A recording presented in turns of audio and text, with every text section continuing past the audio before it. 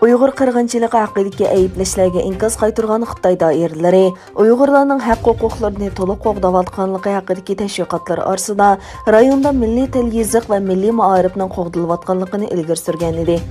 Erkin Osiyo radiosi muxbirining egallagan bu vaqtdagi uchurlardan Xitoy tashviqotidagi mazkur ma'lumotning qip-qizil yolg'onligi yana bir qatim dalillandi. Mazkur radioga kelgan ovoz xotirasi shaklidagi bir inkasda ma'lum bo'lishicha, navbatda Xitoy o'lkalarida yashayotgan kalpinlik bir Uyg'ur Xitoy axborotining yuqorqi xabarini anglagandan keyin yurti kalpinga telefon qilib, qo'shnisining o'qishsiz qolgan ikki bolasini maktabga o'rlashtirish haqida aloqador xodimdan ma'lumot so'ragan. Ma'rif xodimi hozir kalpinda butun o'quvchilarning davlat tilida tarbiya oladiganligini aytgan. İnkas qilg'uchi balalarning Uyg'urcha o'qish imkoni bor yo'qligini so'raganda, mazkur xodim kalpinda ma'arifda davlat tilining umumlashib bo'lganligini takrorlagan.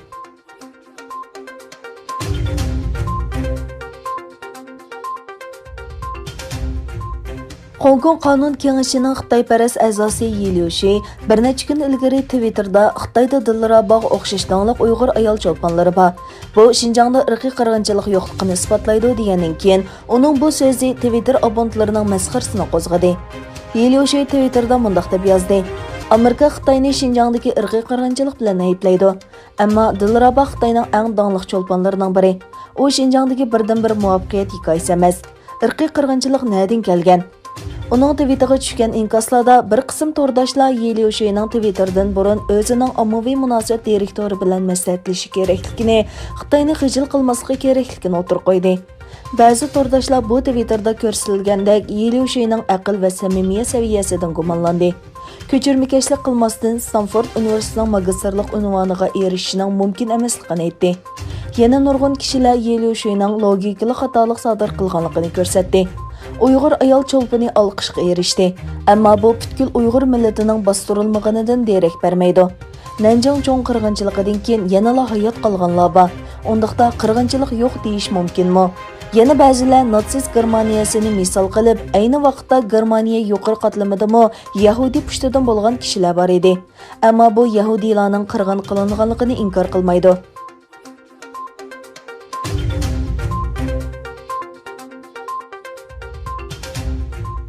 Amerika Davlatlik axborotga qarshi turish bexatarlik markazining sobiq boshlig'i William Ivanina mundaq dedi: Xitoy hukumati koronavirus tekshirish markazi qurish bahonasida Amerikadagi nurg'un kishining shaxsiy uchurlarini o'g'irlagan bo'lishi mumkin.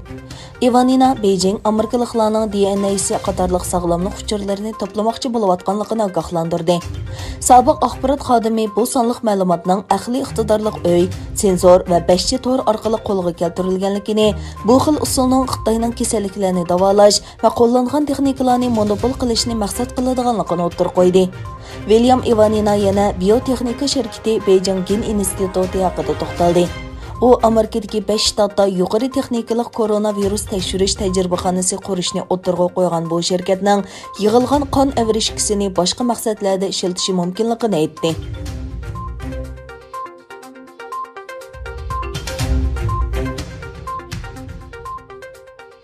Xitoy dengiz sohili muhofazat atritining davlatning egilik huquqiga rioya qilmagan unsurlarga, ya'ni Xitoy dengiz tavalligiga kirgan paraxotlarga o'q chiqarish huquqi berilishiga doir qonun taklifini ma'qullagandan keyin Yaponiyaning jiddiy holatga o'tganligi ilgari surildi.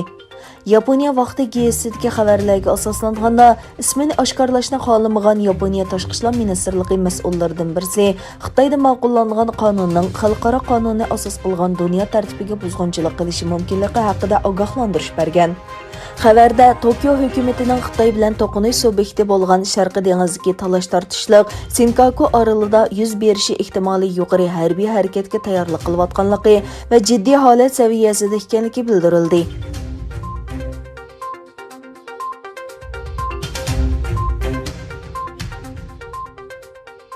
Birma armiyasining harbiy o'zgarishida Birma prezidenti bilan davlat kengashining boshlig'i va tashqi ishlar ministri Aung San Suu Kyi tutqun qilindi.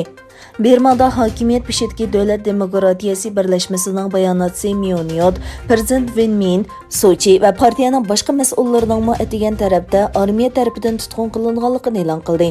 Birma armiyasi bayonot e'lon qilib, 1 fevral atdiganda amalga oshgan tutqun qilishlardan keyin harbiy o'zgarish bo'lganligini, davlatga armiya shtab boshlig'i Ming Aung Hlaingning hukmronlik qiladiganligini, jiddiy holat yurgizilganligini va armiyaning davlatga 1 yil hukmronlik qiladiganligini uqtirgan. Birma armiyasi Aung San Suu Kyining partiyasining g'alabasi bilan oxirlashgan saylamda saxtipazlik qilganligini ilgari surgan edi.